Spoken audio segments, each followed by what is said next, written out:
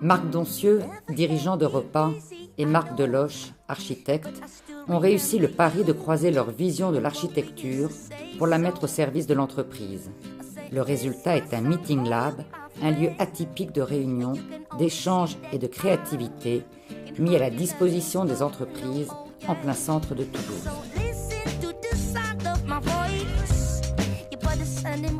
Marc, bonjour. Bonjour Stéphane. Donc vous êtes architecte et également créateur de bijoux. Oui. Qu'est-ce qui recoupe le métier avec l'autre? Quel est votre métier aujourd'hui par rapport à ces deux activités? On va dire peut-être la créativité Ouais. qui s'exprime sur les deux sujets de manière un peu différente, avec un rapport d'échelle qui est différent, mais le travail de réflexion est à mon avis le même. Ici, le Meeting Lab, on peut considérer que c'est un petit bijou aussi?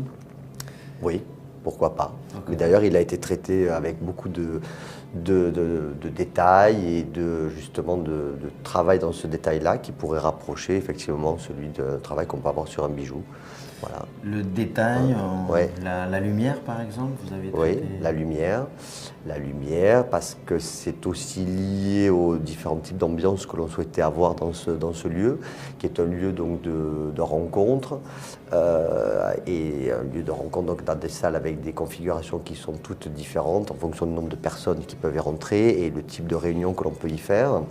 Donc vous avez privilégié des grands espaces, des grandes circulations? Des grandes circulations, oui, par du fait aussi du nombre de personnes que le Meeting Lab est susceptible de recevoir. Et voilà, donc c'est vrai que ce travail de la lumière, c'est un travail auquel moi je suis relativement sensible parce qu'il est très important, il contribue à l'ambiance du lieu.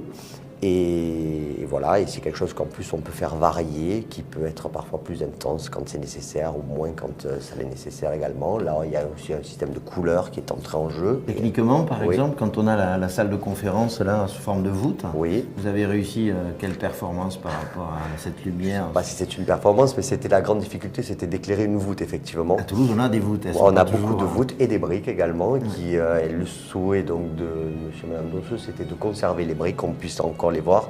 Il ne souhaitait pas les recouvrir et il fallait quand même éclairer cette salle-là. Donc voilà, alors à force de recherche, on est arrivé à ce système-là qui est un système d'anneaux en bois et qui sont équipés de LED sur leurs tranches et qui font un rétroéclairage en fait de la voûte et qui nous donne un éclairage indirect en fait et qui est assez doux et qui peut être un peu plus fort si nécessaire avec la variation qu'on a sur ces LED-là et qui nous permettent de deviner encore les briques un peu au travers de ces anneaux. C'est pas trop lourd, c'est aéré et ça permet en même temps peut-être d'avoir une notion de... Et ça accentue l'effet de voûte également, ça accentue l'effet de voûte puisque ces anneaux épousent la forme de la voûte existante. L'escalier aussi, c'est une réussite, ce graphisme-là, vous avez réussi à réhabiliter.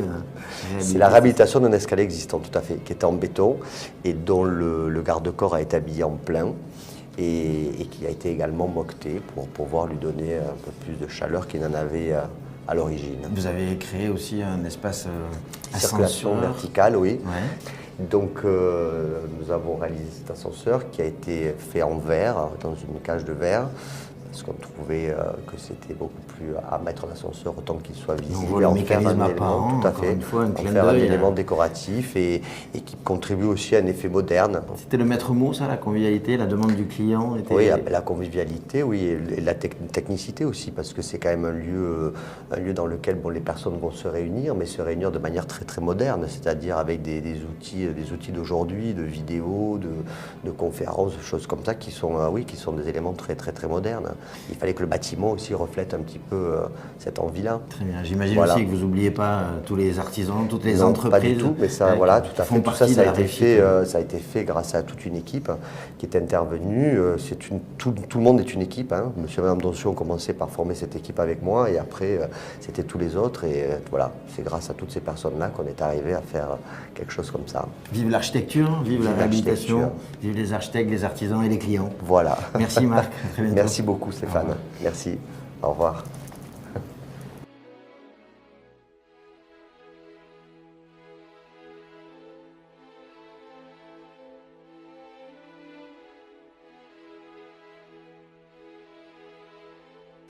Marc Dossieux, bonjour.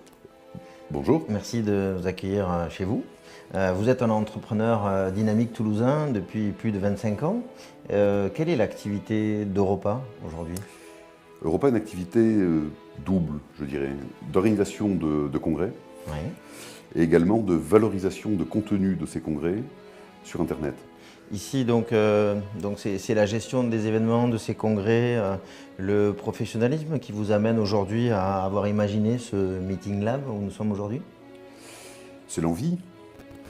C'est l'envie de faire un lieu à l'image d'Europa et c'est l'envie de matérialiser notre mantra, réunir pour progresser. Donc c'est l'ADN de ce lieu? C'est l'ADN du lieu, mais c'est l'ADN de la philosophie, c'est la philosophie d'Europa, que de croire que le présentiel, la réunion physique, ne sera jamais remplacée par une quelconque visioconférence, voire téléconférence, et que se réunir dans un but professionnel, c'est faire progresser une communauté. Et ce lieu, c'est la matérialisation, d'une certaine manière, de cette philosophie. Donc je suis animateur de réunion, je suis chef d'entreprise, je veux réunir mes collaborateurs. C'est ici. C'est ici. Donc je viens, qu'est-ce qui se passe pour moi lorsque j'arrive ici? On vous accueille Ouais. agréablement, avec un café, avec suivant l'heure, un petit déjeuner organisé, etc. Auparavant, on a vu avec vous et avec les gens de votre entourage ce que vous souhaitez faire comme type de réunion, quel type de salle vous voulez avoir, en classe, en U, en îlot, uniquement avec des chaises. On est dans un lieu qui est assez bien équipé sur le plan des techno. On a des écrans plasma de dernière génération avec une qualité d'image extrêmement performante. On a des outils qui permettent de se connecter sur ces écrans sans fil. On a la possibilité de retransmettre dans une salle ce qui se passe dans une autre. La particularité, je crois, des salles de réunion, c'est que vous avez privilégié une grande flexibilité. Oui, ce lieu est fait pour pouvoir y organiser des réunions de la manière la plus professionnelle et la plus agréable possible. Ça veut dire que la flexibilité, elle est dans les salles, mais elle est surtout dans la manière dont la réunion est organisée. Vous avez prévu de déjeuner à 12h30 ou 12h45, finalement, pris par votre réunion, vous passerez à table à 13h30, ça n'a strictement aucune importance. La flexibilité jusqu'au bout. Oui. On est tout proche du centre-ville. On est à 50 mètres du Capitole. C'est un point fort. Oui, je crois que c'est un point fort parce qu'on est en plein centre-ville, parce qu'on est dans un bâtiment du 18e, qu'on a totalement revisité à l'intérieur, qui est extrêmement moderne dans ce qu'il permet de faire, mais dans un environnement de centre-ville. Et Toulouse est quand même une ville fabuleuse. Vous parlez d'une démarche responsable également? Oui, c'est aussi un point important. Ici, l'eau est servie en bouteille de verre d'1 litre. Il n'y a pas de contenant en plastique. Idem pour la gestion des déchets avec une attention forte portée sur ça. Un autre parti pris, la domotique, très utilisée ici. Oui, parce que toutes les salles sont pilotées par des écrans tactiles, à partir desquels on peut effectivement baisser les stores, moduler la température, la lumière, piloter les écrans. Bien sûr, il y a du Wi-Fi partout, mais c'est un Wi-Fi sécurisé. Marc Dossieux, pourrait exister un Meeting Lab ailleurs qu'à Toulouse? Pourquoi pas? Merci pour votre accueil, votre échange, votre simplicité. Merci Stéphane. À bientôt. À très bientôt. Au revoir.